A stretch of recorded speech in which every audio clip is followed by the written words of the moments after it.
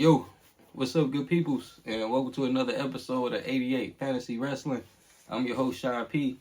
And I say we got a special one today, y'all. Today episode, man, we're gonna be talking about the life and times, you would say, man, Eddie Guerrero and Chris Benoit, y'all. So this one we call it From Toast to Tragedies, man. That's what I called it, man. From Toast to Tragedy. We're gonna be talking about them guys in a second. Before we get to that, though, of course, man, I gotta thank everybody who been checking out all our previous episodes, man. I know we just dropped a couple episodes last week, man. We've been getting good reviews on. I know we had the Bloodline episode in there, man. We did the Celebrity episode, man, which, I got comments saying that was straight fire. I loved it. I thought it was one of our best ones to date. We did the crazy concept matches, man. So it's a lot out there, man. So go check us out if y'all ain't did it yet, of course, man. Appreciate all the love. Don't forget to keep subscribing, man. And we're going to keep going at it. We're going to keep going straight to the top, rocket style, man. So check it out, man. We're going to get to this episode here. Again, we call this one, man, from Benoit and Eddie, man, from Toast to Tragedies. Man. So these guys here, just to tell y'all the story about it, man, let's just lay like the backdrop of it. So this story here goes back to like the end of WrestleMania 20, right? You had these guys, Chris Benoit, the Rabbit Wolverine, the Canadian Crippler, all the monikers. He had just beat Triple H and Shawn Michaels in the main event for the World Heavyweight title, right? Came out, celebs, everybody was there, man. You had streamers, celebration was crazy, and then Eddie Guerrero came out when he had just defeated Kurt Angle earlier that day, and he was the WWE champion. Came out and helped him celebrate, man. So it was just so crazy because who would have called? It was like a surreal moment what would end up happening 3 years time, with both of those guys. So tell you a little bit about these two. So with Eddie Guerrero, man. Eddie Guerrero, he came from like the original AAA. You got the AAA thing that's going on right now in Mexico.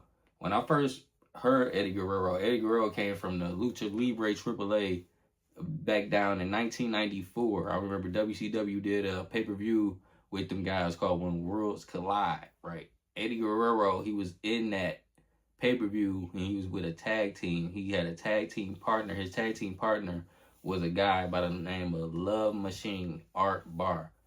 Those that don't know who this guy is, man, go and check out Art Barr, like his history, like look into him because he was something special too. He was up there. If you like Eddie Guerrero, you will love Art Barr as well. Please go check him out. Check out some of his highlights. He ended up passing, at an early age, real too soon. But he was supposed to be coming up. They was like tag team party with brothers. But they was like a hell of a tag team. They had a hell of a match too. I remember that. But that was like when I first got introduced to Eddie. So he would go on then, went to ECW. I remember he started, Art went with him, but then he ended up starting a solo career, of course, because of what happened. And then, he, went on and did his thing at ECW, him and Paul Heyman. And from there on, he ended up going to WCW. And I think that's when he got, like, the mainstream attention. Everybody started seeing Eddie, and he got, real known, for it. And I remember he had feuds with Dean Malenko. He had feuds with Conan. And then, of course, he had feuds with Rey Mysterio, which is, like, legendary. That's what started their whole thing out in WCW, that with Eddie Guerrero, So he went on to do that, and then after all of that, he got his name under himself.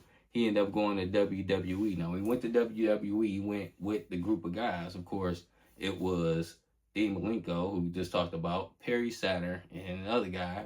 This how it happened to be Chris Benoit. And they went and joined WWE, and they were known as a group called the Radicals. That's when they had came in. They came in as a group. That was they stable back then, right? So fast forward then time, he had good success, still building up momentum. 2004, like we were just talking about, he actually defeated Brock Lesnar, a great WWE title match to become the lightest WWE champion of all time. That's what Eddie Guerrero ended up doing, man. So this success through the roof, man. That, like I say, would take us to WrestleMania 20, a month after he won the belt, where he ended up coming out and he joined Chris Benoit at the end, both champs, man. Chris Benoit, on the other hand, similar path. So I remember when I first seen Chris Benoit, it was in WCW in 95. And he came in as part of the Four Horsemen. They came, like, literally said, this guy is on the way. He was kicking butt in Japan. He's about to come down to the U.S. and he's joining the Horsemen. They just kept saying, he's on his way, he's on his way. And when he came in, this instant impact. I remember the one thing I always said about Chris Benoit, the one word that always described him to me was intense. Intensity, you know. Like, think about the name, his nicknames, his monikers. And then you end up, like, listening to all the back other history of him. And it's kind of similar to Eddie, you know, like his story behind the tag team came in at ECW. I remember he started there before he went to Japan in WCW. And we'll get to that because I remember he had matches also with, there was some matches out there with Sabu that he had. I know, of course, it was like real brief, but crazy matches, man. So he came in, then he went over to WCW. That's when he garnered like a lot of his, you know, mainstream attention, like we were talking about, you know. So, you know, he was with the Four Horsemen. He did that. He had feuds, of course, with Booker T. He had feuds with, who else? It was Kevin, yeah, really, like, the main guy, Kevin Sullivan. That was, like, the main heated rivalry that you remember. He had his best matches with, man. So it was really, like, them two, like, but, of course, he had, you know, feuds in between and great matches in between as well. But his main biggest rival was a guy by the name of Kevin Sullivan. And that ended up becoming a big part of the story because, of course, Kevin Sullivan, he was a wrestler in WCW, but he was also the head booker in WCW. So if y'all know what that means, the head booker, of course, is the guy who dictates all the matches. He kind of like plans all the matches and lays them out for the crew, you know. So he had the pen at the time, right? So he was married to a young lady named Woman. This is Kevin Sullivan. He was married to a young lady named Woman.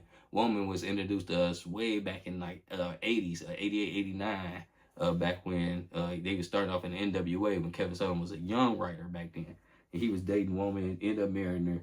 They ended up getting a divorce. You know, long story short, fast forward 1996, you know, she ended up dating Chris Benoit. So she dated Chris Benoit. And, you know, it was kind of, you know, I don't know how they played it, but it had to been some type of feelings involved when this guy's the booker, still working, and he's playing, you know, booking basically your boss, but you dating his ex-wife. But what they did, they had to bring an idea of bringing that in, and they started actually a storyline with that. So I remember the storyline was the fact that they were kind of like fighting over a woman in WCW, like late 96, going into 97, that was their feud, you know. But like I say, it was great matches, great TV. It made for great TV. It was just like the story, and at the end of the day, it was so ironic, you would say that was the storyline and would end up happening, you know. And again, you know, it was just like crazy for everybody involved. So getting back to, like I say, that night, WrestleMania 20, man. So these guys, man, they was like seeing two stars. They was closing the Super Bowl to the WWE together, top titles in the land, right? So what we want to do is basically, I want to talk about what would have happened if we wouldn't have lost these guys, you know? So that's what we want to basically do this show about. I want to talk about in our fantasy spin. Of course, we got to put our 88 spin on it. But we want to talk about what would have happened if we wouldn't have lost these two guys. You know, unfortunately, we end up losing Eddie, of course, in 2005 to a drug overdose. And 2007, Chris Benoit to the murder-suicide, of course, with him and his family. So we want to talk about what would happen if the fortunate things wouldn't have happened, and it would end up having an impact on professional wrestling history, right? So that's what we want to talk about here, man. So yeah, we gonna get to that. Like I said, if y'all want to talk, we talk about, you know, we just did, you know, basically what ended up happening, you know, the story about it. If y'all know, I'll talk about it real quick. So 2007, Benoit, man, committed murder-suicide of his wife, Nancy Benoit, you know, a former woman, and their son, Daniel Benoit, before killing himself, unfortunately. They end up going WWE, end up, like, get rid of all, like, history of them. They don't, like, disassociate themselves with them, basically. So you would never see, like, no footage. You'd never be in the Hall of Fame, you know, anything like that because of this, you know, tragedy. You know, Eddie, on the other hand, he's still celebrated. And, of course, unfortunately, you know, fortunate drug overdose, of course. But this wasn't as severe, you would say, in, I would say, this crazy what Benoit did, man, you know, but, you know, so happened, that's what it was. But, and you would see that, too. I wrote here that Eddie is still basically into their storylines. You know, if you think about it, he's still the alleged son, the dad of Dominic, you know, so he's still even in storylines to this day. So, you know, Eddie still gets, you know, his you know, talk about. So, like I say, man, we just want to look at what if this didn't happen, man. So, 2005, all right? So Eddie Guerrero, we're going to rewind y'all to this, all right? Eddie Guerrero, he was coming off the feud with Rey Mysterio, like we were just mentioning, off the feud of that said Dominic Mysterio. So this was young Dominic at the time. Him and Eddie Guerrero and Rey Mysterio was fighting over. They had a storyline, well, again, crazy, mixing real life with these stories, but they were actually fighting over custody of who was the father of Dominic. So that was like right before Eddie's unfortunate timing that they had this feud going on. I remember it ended up with a ladder match for the custody. You know, they Dominic on the pole, of course, and they end up having a fight for that said custody, whatever. So that's how they ended their feud. After that, he was supposed to end up going into a World Heavyweight Championship feud with that said champion Batista. I remember Batista had the title at the time. So it was rumors going around that Eddie was actually leading up into a feud with Batista going into October, basically, of that year, 2005, right? So they wouldn't have that, man. So again, that wouldn't have happened. But what they could have ended up doing was Eddie, he could actually end up going battling Batista and end up actually winning the World Heavyweight title. So you end up having 2005 closing with Eddie defeating Batista for the world title. And what I said here is, of course, that later on going into the Royal Rumble, Rey Mysterio won the Royal Rumble.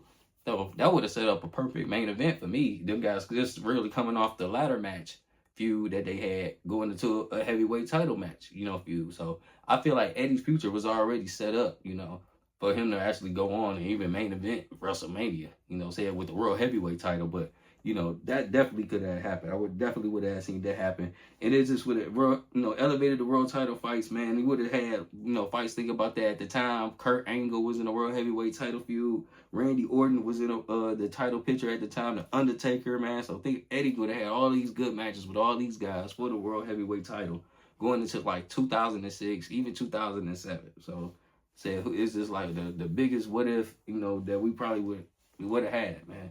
So 2007, this with Chris Benoit. So Chris Benoit, he was coming off basically being built into a feud with a young guy by the name of CM Punk at the time. So CM Punk, he was actually the ECW heavyweight champion. Remember, they had this rebranded ECW. So CM Punk, he was the ECW heavyweight champion. They had put a feud in with them guys.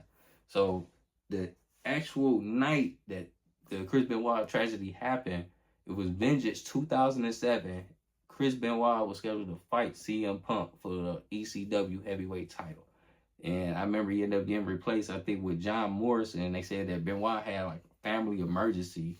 But of course, this ended up being the emergency. It was the tragedy that we would end up so knowing about.